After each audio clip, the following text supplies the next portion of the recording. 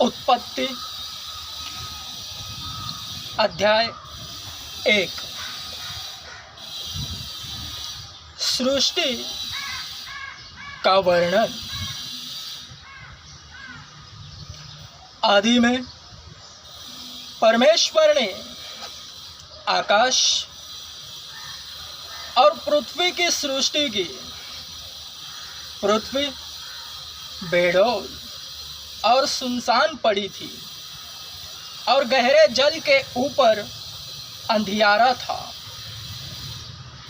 तथा परमेश्वर का आत्मा जल के ऊपर मंडराता था।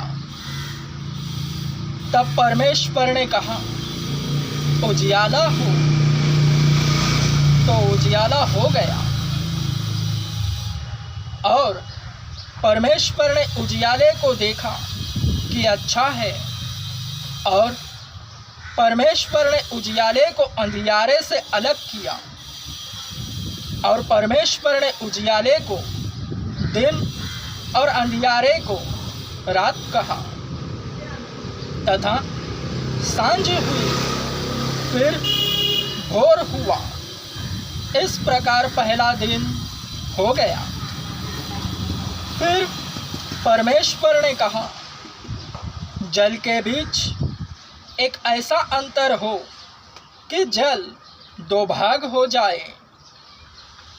तब परमेश्वर ने एक अंतर बनाकर उसके नीचे के जल और उसके ऊपर के जल को अलग अलग किया, और वैसा ही हो गया। और परमेश्वर ने उस अंतर को आकाश कहा, तथा सांझ हुई, फिर भोर हुआ।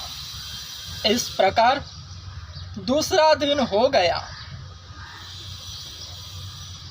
फिर परमेश्वर ने कहा, आकाश के नीचे का जल एक स्थान में इकट्ठा हो जाए और सूखी भूमि दिखाई दे, और वैसा ही हो गया। परमेश्वर ने सूखी भूमि को पृथ्वी कहा, तथा जो जल इकट्ठा हुआ उसको उसने समुद्र कहा। और परमेश्वर ने देखा कि अच्छा है।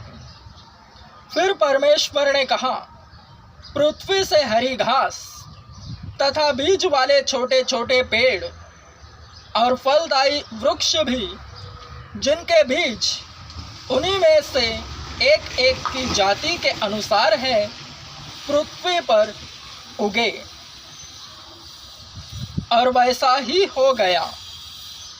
इस प्रकार पृथ्वी से हरी घास और छोटे छोटे पेड़, जिनमें अपनी अपनी जाति के अनुसार बीज होता है, और फलदायी वृक्ष, जिनके बीज एक एक की जाति के अनुसार उन्हीं में होते हैं, उगे।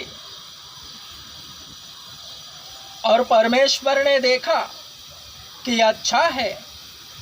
तथा सांझ हुई, फिर भोर हुआ। इस प्रकार तीसरा दिन हो गया।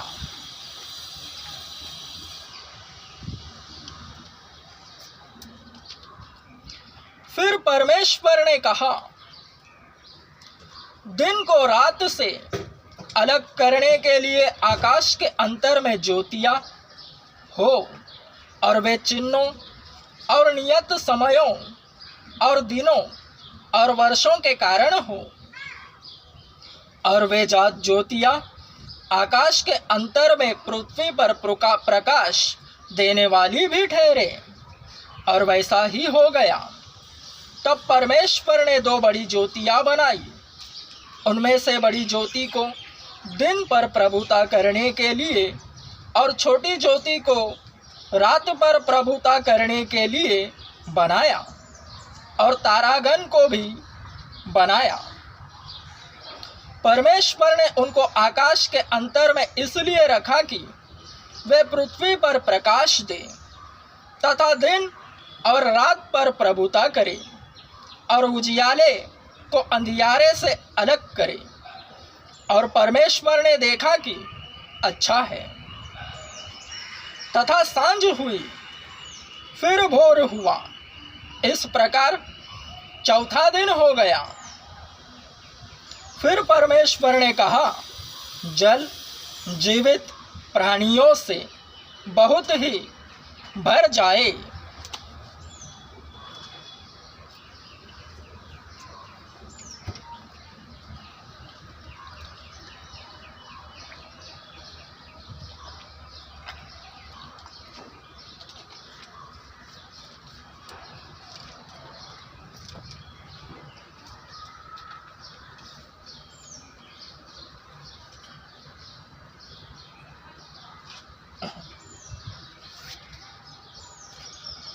फिर परमेश्वर ने कहा, जल जीवित प्राणियों से बहुत ही भर जाए और पक्षी पृथ्वी के ऊपर आकाश के अंतर में उड़े।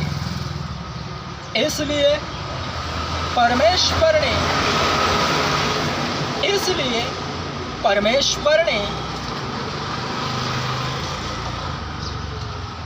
जाति जाति के बड़े बड़े जल जंतुओं की और उन सब जीवित प्राणियों की भी सृष्टि की जो चलते फिरते हैं, जिनसे जल बहुत ही भर गया, और एक एक जाति के उड़ने वाले पक्षियों की भी सृष्टि की। और परमेश्वर ने देखा कि अच्छा है, और परमेश्वर ने यह कह के उनको आशीष दी, फूलो फलो और समुद्र के जल में भर जाओ और पक्षी पृथ्वी पर बढ़े। तथा सांझ हुई, फिर भोर हुआ। इस प्रकार पांचवा दिन हो गया। फिर परमेश्वर ने कहा, पृथ्वी से एक जाति के जीवित प्राणी अर्थात घरेलू पशु और रेंगने वाले जंतु और पृथ्वी के वन पशु जाति जाति के अनुसार उत्पन्न हो। और वैसा ही हो गया। इस प्रकार परमेश्वर ने पृथ्वी के जाति जाति के वन पशुओं को और जाति जाति के घरेलू पशुओं को और जाति जाति के भूमि पर सब रेंगने वाले जंतुओं को बनाया। और परमेश्वर ने देखा कि अच्छा है।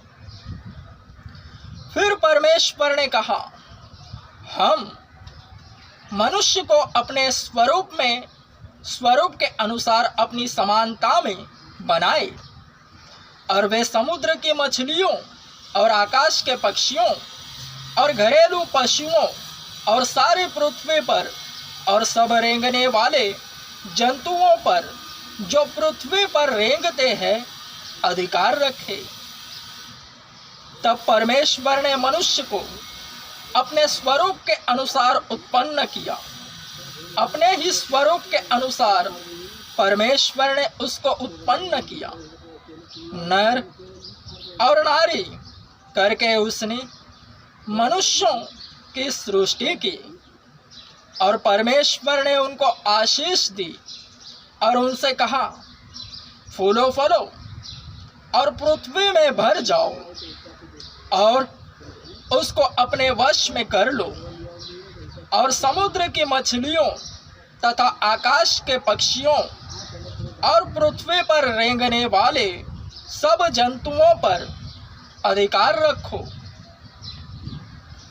फिर परमेश्वर ने उनसे कहा, सुनो, जितने बीज वाले छोटे छोटे पेड़ सारी पृथ्वी के ऊपर है और जितने वृक्षों में बीज वाले फल होते हैं, वे सब मैंने तुमको दिए हैं। वे तुम्हारे भोजन के लिए है। और जितने पृथ्वी के पशु और आकाश के पक्षी और पृथ्वी पर रेंगने वाले जंतु हैं, जिनमें जीवन का प्राण है, उन सब के खाने के लिए मैंने सब हरे हरे छोटे पेड़ दिए हैं। और वैसा ही हो गया। तब परमेश्वर ने जो कुछ बनाया था सबको देखा, तो क्या देखा कि वह बहुत ही अच्छा है। तथा सांझ हुई, फिर भोर हुआ, इस प्रकार छठवां दिन हो गया।